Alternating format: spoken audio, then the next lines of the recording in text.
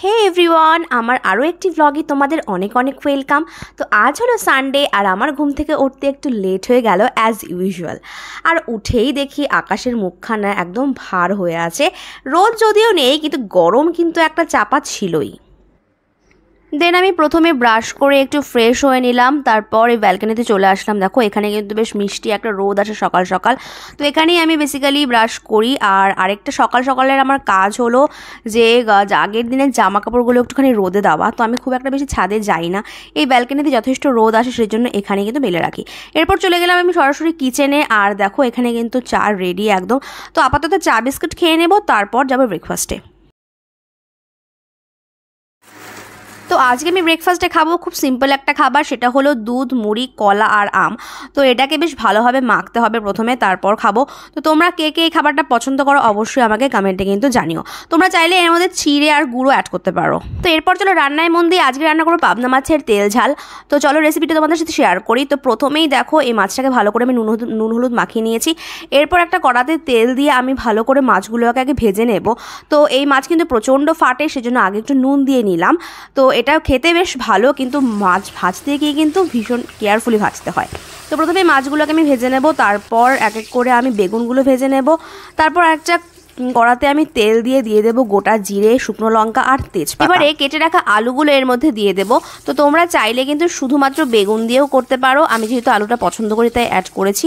তো এরপর আমাদের যে পেস্টটা লাগবে সেটা হলো আদা, টমেটো আর লঙ্কার পেস্ট। তো এটাকে মিক্সিংগুলো ভালো করে আগে পেস্ট করে নিলাম, তারপর পুরো মশলাটা এর মধ্যে দিয়ে দেব। এরপর এর মধ্যে একে একে দিয়ে দেব স্বাদ মতো নুন, হলুদ গুঁড়ো, জিরে গুঁড়ো, ধনে গুঁড়ো, লঙ্কা গুঁড়ো আর সামান্য পরিমাণে চিনি। তো পুরো মশলাগুলোকে এবার ভালোভাবে আমাদের কষিয়ে নিতে হবে যতক্ষণ না তেল ছেড়ে আসে। তারপর এর মধ্যে দিয়ে দিলাম গরম জল। এরপরে জলটা ফুটে এলে তার মধ্যে দিয়ে দেবো এক এক করে মাছগুলো, আর সব শেষে কিন্তু দেবো বেগুনগুলো, কারণ এটা একদমই গলে যেতে পারে। তো দেখো এখানে বেগুনগুলো দিয়ে দিলাম, আর এরপরে 5 মিনিটের জন্য একটু ঢাকা চাপা দিয়ে দেবো, তাহলেই কিন্তু আমাদের পাবদা মাছের ঝোল ঝাল। তো দেখতেই পাচ্ছ আমাদের মাছ কিন্তু একদম রেডি হয়ে গেছে। তো গরম ভাতের সাথে কিন্তু এই রেসিপিটা দারুণ লাগে। তো তোমরা কে কে এটা টেস্ট করেছো আমাকে অবশ্যই কমেন্ট করে জানিও। তো রান্নাবান্না কমপ্লিট করে আমি একদম সরাসরি চলে এলাম বাথরুমে আমার স্কিন কেয়ার করার জন্য। তো লাস্ট দিন তোমাদের আমি বলেছিলাম যে আমি নেক্সট দিন তোমাদের স্কিন কেয়ারটা শেয়ার করব। তো প্রথমেই দেখো কিছুই না, আমি আগে ক্লিনজার দিয়ে আগে মুখটা ক্লিন করে নিচ্ছি। তো আমি অরিফ্লেমের ক্লিনজার ইউজ করি, এটা কিন্তু ভীষণই ভালো। তো এরপর আমি নেক্সট অরিফ্লেমের যে স্ক্রাবারটা হয় ফেস স্ক্রাবার, তো এটা ইউজ করে নেব। এটা কিন্তু ভীষণই ভালো। তো তোমাদের যাদের ট্যান পড়ে সেই ট্যান রিমুভালের জন্য কিন্তু এটা বেস্ট।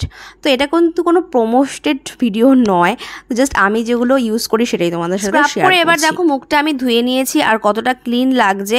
তো এরপর আমি লাস্ট ইউজ করব ফেস মাস্ক, যেটা হলো এম ক্যাফাইনের। তো এম ক্যাফাইনের প্রত্যেকটা প্রোডাক্টই কিন্তু ভীষণ ভালো, আর আমি এই মাস্কটা ইউজ করছি লাস্ট 2 বছর থেকে। এটা কিন্তু ভীষণই এফেক্টিভ। যাদের তোমাদের ট্যান রিমুভ করতে চাও বা পিম্পলের সমস্যা রয়েছে তারা এটা ইউজ করতে পারে। যদিও আমার কোনো পিম্পলের সমস্যা নেই, তাও আমি এটা ইউজ করি বিকজ এটা ভীষণ ট্যান রিমুভালের কাজ করে। তো প্রথমে দেখো এটা ফেসে ভালো করে আমি অ্যাপ্লাই করে নেব, তারপর এটাকে রেখে দেবো 10 থেকে 15 মিনিটের জন্য। তো ড্রাই হয়ে এলে এরপর আমি হালকা রাব করে কিন্তু এটা তুলে নেব। এরপর স্নান করে এসে আমি আজকে টোনার ইউজ করছি না, তো আমি সরাসরি সানস্ক্রিন ইউজ করছি, যেটা হলো নিউট্রিজেনার। তো এই সানস্ক্রিনটাও কিন্তু ভীষণই এফেক্টিভ, যাদের ড্রাই স্কিন তাদের জন্য তো খুবই ভালো। তো এরপরে আমি চলে যাব সরাসরি পুজো দিতে, কারণ আজকে হচ্ছে লোকনাথ বাবার তিরোধান দিবস। তো চলো তাড়াতাড়ি পুজোটা দিয়ে নিই। আমার পুজো একেবারে কমপ্লিট। তো এবার চলে যাব লাঞ্চে, আর তোমাদের সাথে দেখা হচ্ছে সন্ধ্যাবেলা। চলো টাটা। তো এখন বাজে প্রায় 6টা মতো, আর দেখো আমার সবে ঘুম ভাঙলো। তো বুঝতেই পারছো আজকে সানডে, তারপর ভাত ঘুম দিয়ে ঘুমিয়েছিলাম সেই 4:30 নাগাদ। তো অনেকক্ষণ আজকে ঘুম হয়ে গেছে। তো এবার ফ্রেশ হয়ে আগে সন্ধে দিয়ে নেব, তারপর খেয়ে নেব চা। আর অনেকদিন বাদে আজকে টিভিটা চালালাম একটু নিউজ দেখব বলে। তো চলো চাটা খেয়ে নিই। আমাদের বাড়ির পাশে রয়েছে বিশাল বড় একটা লোকনাথ মন্দির। তো যেহেতু আজকে লোকনাথ বাবার তিরোধান দিবস, সে উপলক্ষে কিন্তু ওখানে ভোগ বিতরণ হচ্ছে। ঠিক বিতরণ নয়, এটা আমাদের টাকা দিয়ে কিনে নিতে হয়। তো দেখো ভোগ প্রসাদে ছিল পোলাও, খিচুড়ি, বিভিন্ন রকমের ভাজাভুজি, পায়েস আর অবশ্যই আমৃত্তি। তো এই প্রসাদটা আমি এবারে খেয়ে নেব আর এনজয় করব। তো তোমরা অবশ্যই জানিও যে আজকের ভ্লগটা তোমাদের কেমন লাগলো। ভালো লাগলে অবশ্যই লাইক কমেন্ট করতে ভুলো না। দেখা হচ্ছে নেক্সট ভ্লগে। ততক্ষণের জন্য ভালো থেকো, সুস্থ থেকো। Good night and tata.